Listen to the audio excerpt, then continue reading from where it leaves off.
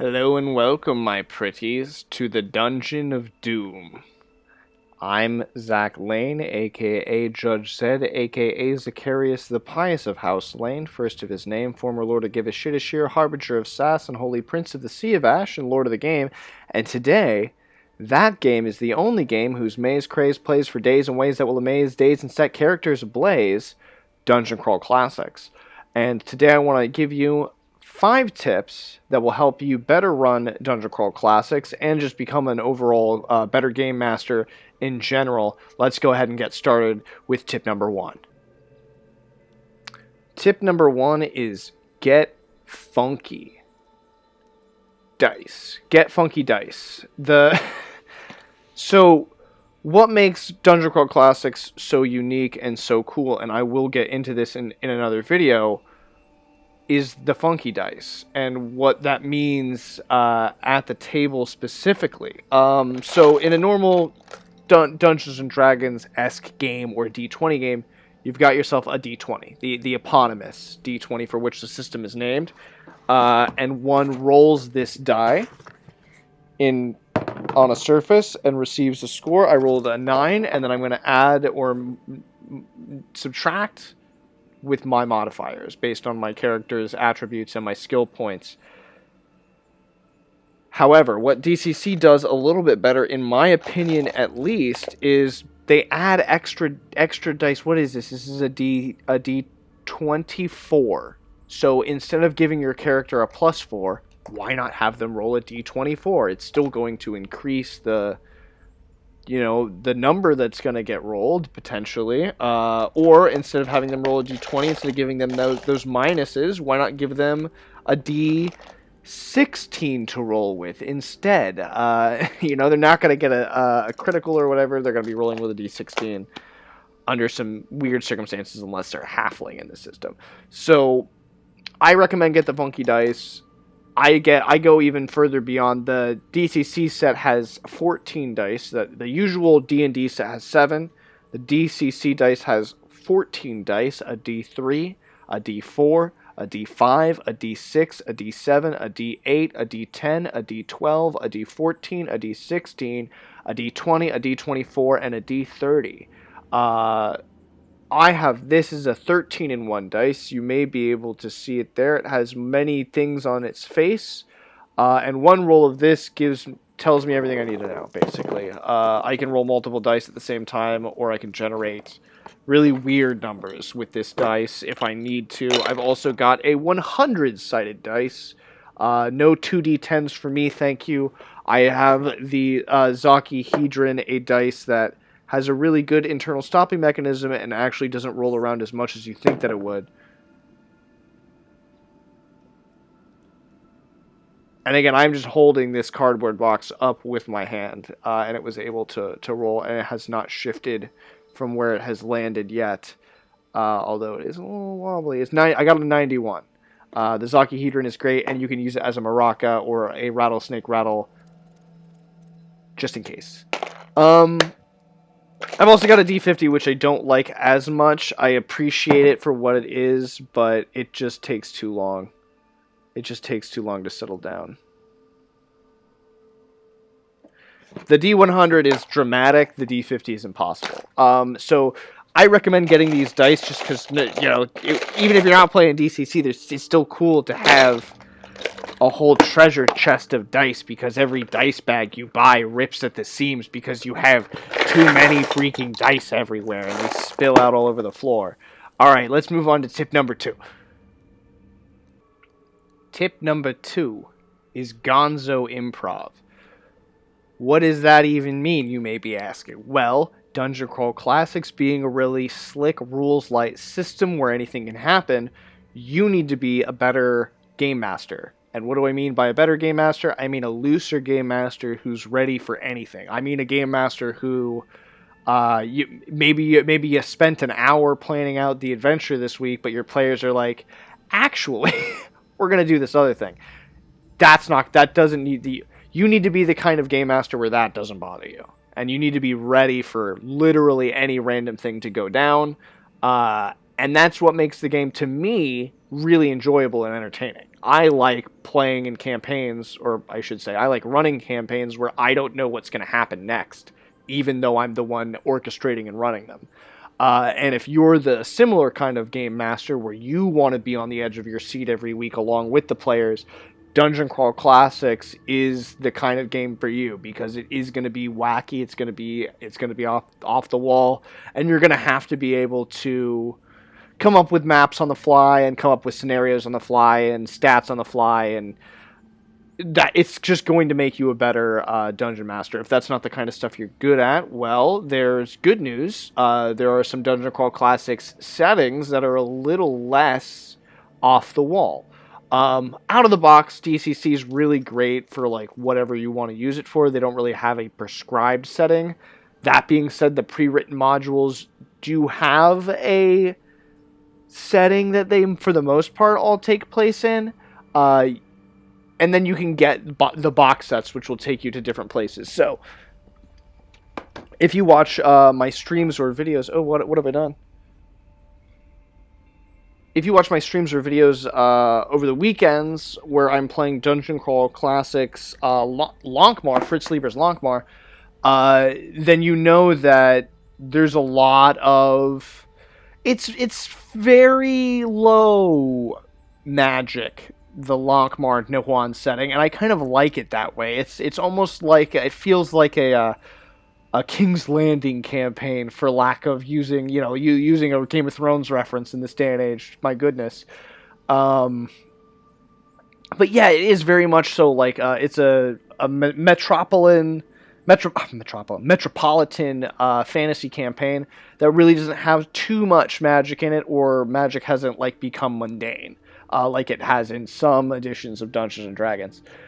So that's my second tip, is get a little bit better at doing the whole gonzo improv thing, even if it's not a high fantasy magic setting. Like, even in Lonkmar, like, be ready for the players to just be like, well, screw it, we're gonna rob this bakery. Like, just...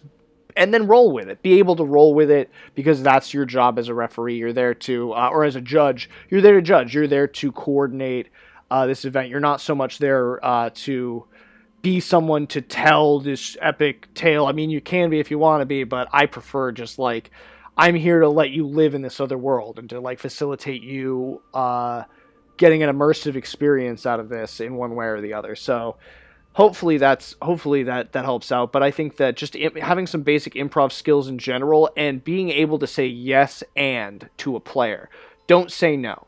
I try to have no not be in my vocabulary unless it's like my first time playing a system, and then I'm like, look, I don't know how the rules for this work yet. I'm not comfortable running you as this thing just quite yet. Let me get a couple campaigns under my belt, and then you can be a droid, and then you can be a Zidani, or like whatever this crazy thing is. But with DCC, it's really like, the rules are so easy to grasp. If a player is like, I want to be a robot, it's like, well, then we'll come up with how a robot class would work, and we'll work with that. We'll make a class, or we'll make a ability, or we'll make it work the way we want it to work. And so for that, I think, yeah, learning some gonzo improv skills will help you greatly with Dungeon Crawl Classics. Let's move on to tip number 3. Tip number 3 is kill your friends. That's right. Kill your friends. And DCC is a game that is very it's a fighting game. It's one of those arte et marte, like by strength or valor, like, are you going to make it through this, or are you going to be like a smoking pile of ash to be swept up on the dungeon floor by some kobold like next week? That's the kind of like, all or nothing kind of game that this is. And you need to have an all or nothing kind of attitude towards player death. This is not 5th edition. They're not going to get, 9 death saves or however many the maximum is. No, they are going to lose all their hit points, and they're going to be dead if they're at level 0. Or they're going to have 1 round to get healed if they're at level 1. Or 2 rounds if they're at level 2. 3 rounds if they're at level 5 and they have 5 rounds, like... Honestly, they shouldn't be dying. They shouldn't be going to 0 hit points to begin with, because if they made it that far, like, that's not something that's on the menu for them. And how do I recommend that you get better at dealing with player death? because this is my biggest struggle as a game master in my early years when I was running Call of Cthulhu. I didn't want to kill my players. We'd been playing this campaign for weeks. Like, I want to see him get to the end and win. But it's like some games aren't like that. Some games are like Call of Cthulhu or like Traveler or like Dungeon Crawl Classics where death is around every corner. And unless you kill some players sometimes, victory is meaningless. Unless there are some chances that things will go poorly, a victory really is ash in the mouth of a player unless they can die. And if you have been following the Siglin Bauchicha epic tale, in my own like trying to break into streaming, Siglin died.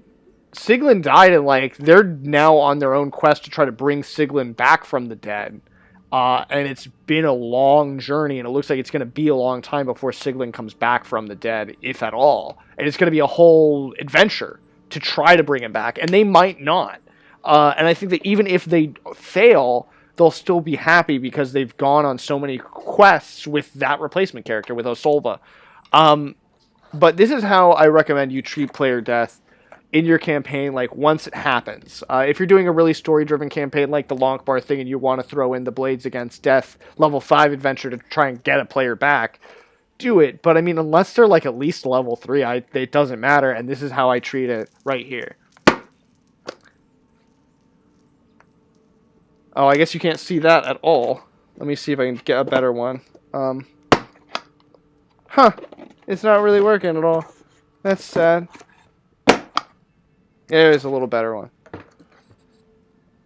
It's a death stamp. It says cause of death.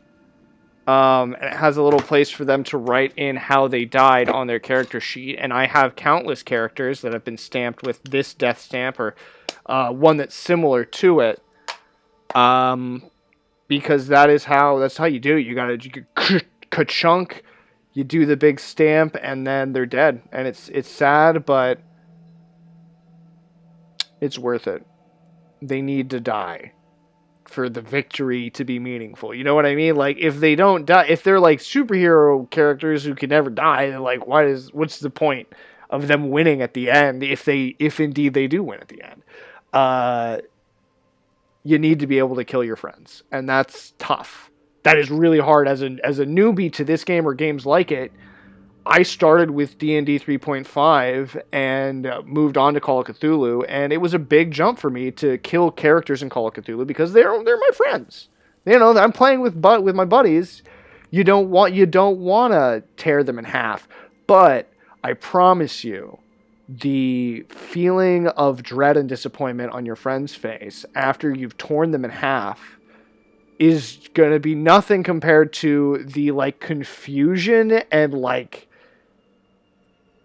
just like, I don't know why we're doing this anymore from that you're going to get from them if you don't kill them in a situation where they should obviously be dead. Like if they've totally screwed themselves, let them be dead. Don't fudge the dice to keep them alive. It's going to take the adventure away from what you're trying to do. It's the action as well.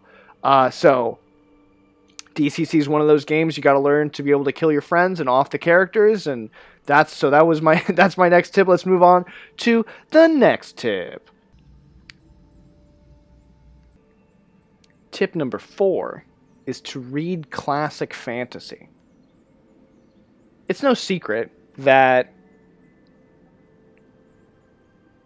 Dungeon Crawl Classics is based on the works of Appendix N. Grab a book off the shelf here.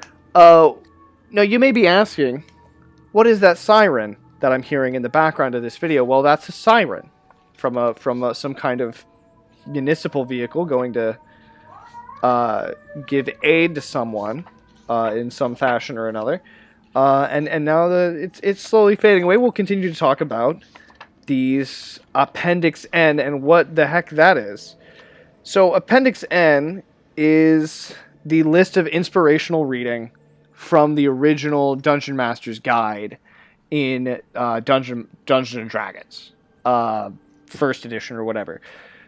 It has been reprinted many times. It's just a list of authors that inspired the original Dungeons and Dragons, and because of that, they inspired Dungeon Crawl Classics, which Basically, they went back and they said, look, let's forget D&D ever happened and let's make a role-playing game based on this list of books. Let's go back to the very, very source and reinvent the wheel. And I think they did. They did a great job. So I'm just gonna read through it real quick because this is your reading list. It's gonna give you so much inspiration and just not just inspiration, but just like it's gonna let you know where a lot of your favorite D&D crap came from, because it's not from D&D in most cases. I think maybe Owlbears probably, but like a lot of this stuff is made up from different sources. You got Paul Anderson, Three Hearts and Three Lions, The High Crusade, The Broken Sword, John Belair, The Face in the Forest, Leigh Brackett, Frederick Brown, Edgar Rice Burroughs, the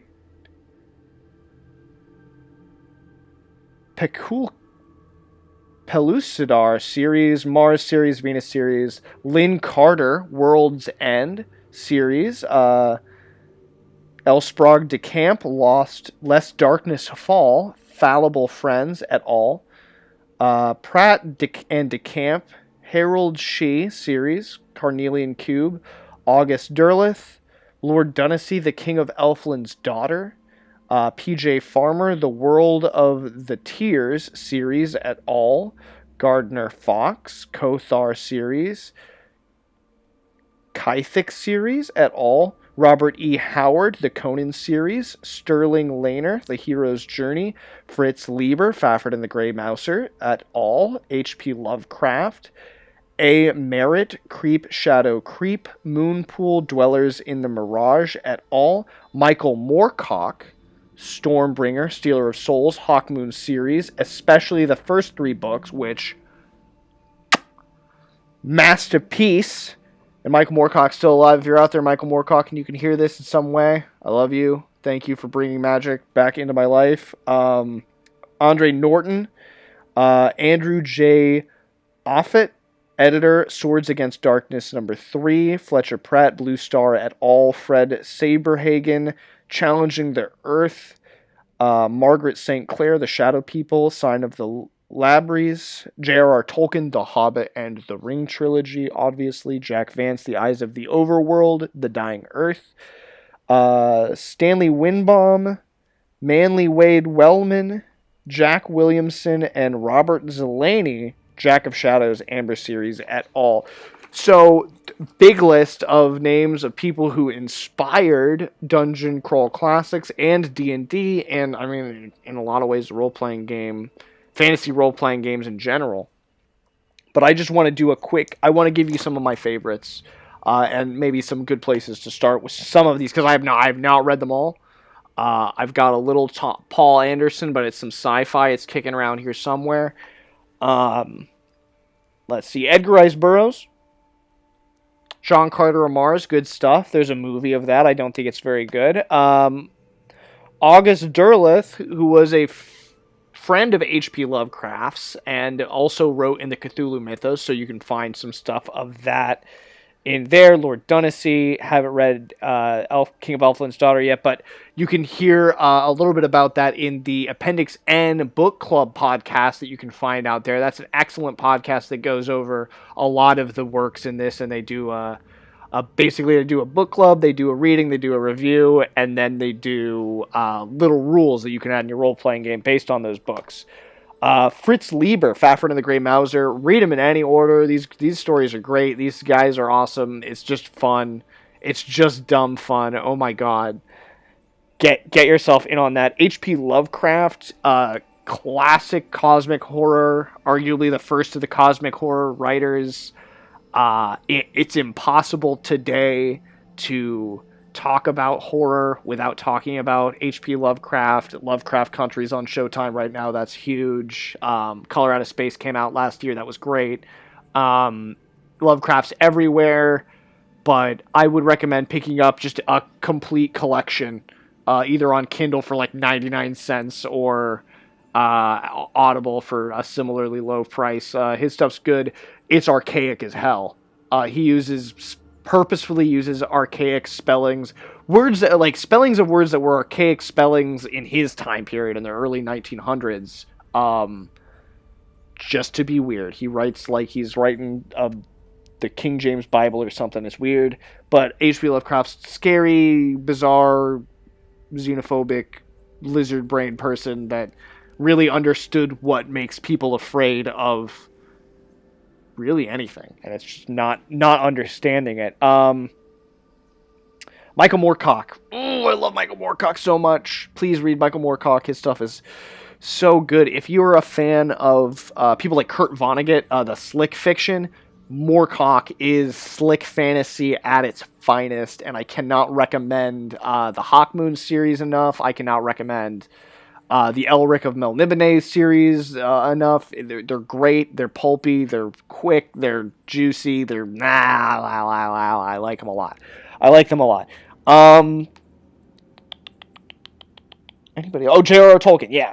If you haven't read The Hobbit or The Lord of the Rings, give it a shot. It's not for everybody. Give The Hobbit a shot first. It's the easier read of the two, and if you're into it, keep going. But be aware that there's a really crazy tone shift. I just got finished with my Lord of the Rings marathon that I did this year. Tried to eat every Hobbit meal.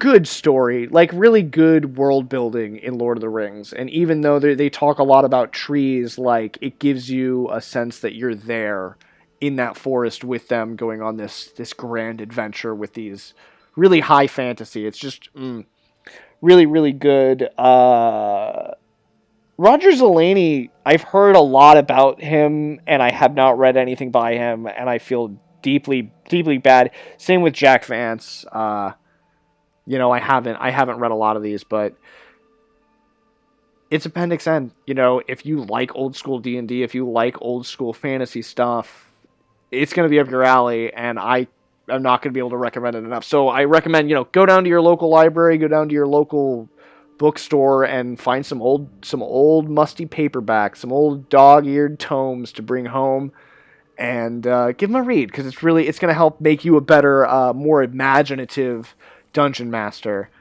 in general, and you really would be surprised how much stuff today is based on books of yesterday. So let's move on to our final tip, which is going to be a bit similar. So you want to publish zines and rage against machines? You want to pierce your tongue? It doesn't hurt, it feels fine? Well, tip number 5 is read a zine. Dungeon Crawl Classics is an open gaming heaven. It is like the outer heaven of open gaming license. They will give a gaming license to just about anybody, and I don't think that they've gone after anyone for using the conventions found within their source books. I grabbed a few off my shelf. You got Nowhere City Nights, which is like a urban fantasy campaign built around the Dungeon Crawl Classics setting, Dungeon Crawl Classics rule set in like a modern setting, which is weird and crazy, and it fits in this little zine. It's a little zine. This cost me like, I think, $10. This was a $10 zine, and it was enough for like a whole mini campaign in modern times, and you can level up the characters all the way to 10, I believe. You got Crawl Thulu, which was interesting way to do a crawl. Again, not modern, but 1920s rules, H.P. Lovecraft theme funnel. Black Sun Death Crawl is one of the weirdest freaking things I've ever read for an RPG. I have not run it because it is so fucking depressing. Like, it is depression, the role-playing game, where it's like, God is dead, and there are no, like, demi-human races anymore. Everyone's crawled underground because the sun's gonna explode, and you're just, like, digging forever, trying to, like, escape, and there is no escape. It's just so bizarre. I thought about maybe ending a campaign that way. Null Singularity, which was inspired by Black Sun Deathcrawl and is like a hack of Black Sun Deathcrawl, is like an Alien sort of deal where you're in space, and it's a similar kind of setup to like Metamorphosis Alpha. You're on like a generational ship, and you wake up, and you get sent on some bizarre mission because you're taken out of stasis to take care of the generational ship. these are just examples. Here's another example. This is not a single. This is an omnibus of 13 issues of a zine called "Crawling Under a Broken Moon," which is a DCC hack that is a post-apocalyptic modern like fantasy crazy. It's like Mad Max meets Gamma World meets Fallout in the best possible way. And so it did so well. They turned it into like a nice omnibus of all of the stuff, but then they went a little further and turned it into its own source book. So you can pick up the source book. It's called the Umerican Road Trip, Umerica, Umerica. And you can pick that up and go on adventures and roll characters, and it's got everything from this omnibus in a more sleek package. I'm just going to grab one more off the shelf. This is not a zine, but this is just like a third-party campaign setting called Hubris. And we got the map right here, if you can see that. Lots of new character classes, lots of... the whole setting, this whole setting is all random tables. Like, you make the whole setting through each hex is a random table kind of thing. Yeah. If you're into role-playing games and you're into like the weirdness that's out there, check out DCC.